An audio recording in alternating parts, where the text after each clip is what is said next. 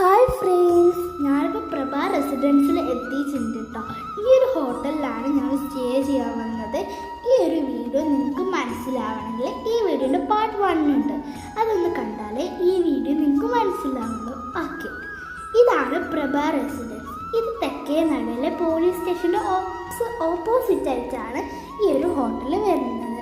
ഞാനിപ്പോൾ റൂമിൽ കയറാൻ വേണ്ടിയിട്ട് റൂമിൻ്റെ കീ വേണമല്ലോ, അതിന് വേണ്ടി നിൽക്കുകയാണ്. ഞാനിപ്പോൾ റൂം എടുത്ത് 3 റൂമാണ് ഞാൻ എടുത്തത്.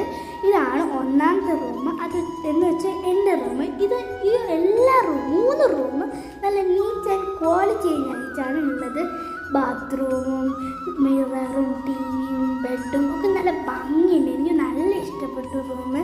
ഇപ്പം ഞങ്ങൾ ഗുരുവായൂർ വന്ന അമ്പലത്തിൽ പോകണമല്ലോ, അതുകൊണ്ട് തന്നെ ഞാൻ അമ്പലത്തിൽ പ്രാർത്ഥിക്കാൻ വേണ്ടിയിട്ട് കുളിച്ച് പുറപ്പെട്ട് ഞാൻ പാവാടയും ബ്ലൗസൊക്കെയാണ് ഇട്ടത്.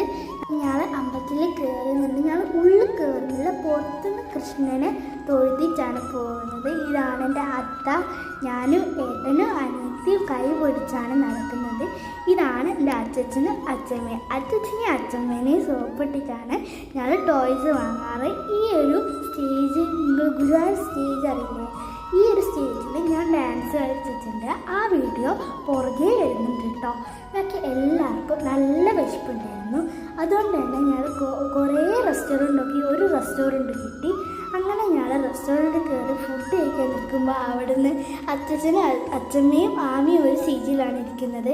അച്ഛമ്മയും ആമിയും മോളും അങ്ങോട്ടും ഇങ്ങോട്ടും ഓരോ കോണ് വന്ന് ചിരിക്കുകയാണ്. ഫുഡ് വന്നു. ഞങ്ങൾ ഫുഡൊക്കെ കഴിച്ച് തിരിച്ചു പോകാൻ നിൽക്കുമ്പോൾ അവിടെ കുറേ ഐസ്ക്രീം ഉണ്ടായിരുന്നു.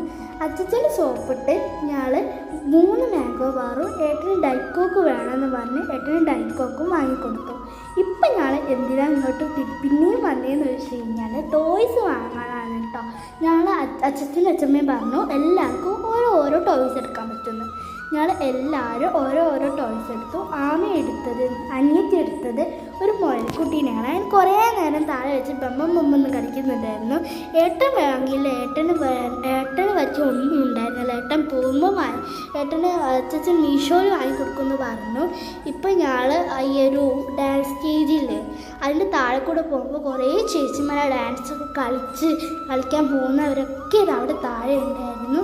പിന്നെ നല്ല ഭംഗിയുണ്ട്. ഇവിടെ എനിക്ക് തിരിഞ്ഞ് നോക്കുമ്പോൾ പോകാനേ തോന്നുന്നില്ല.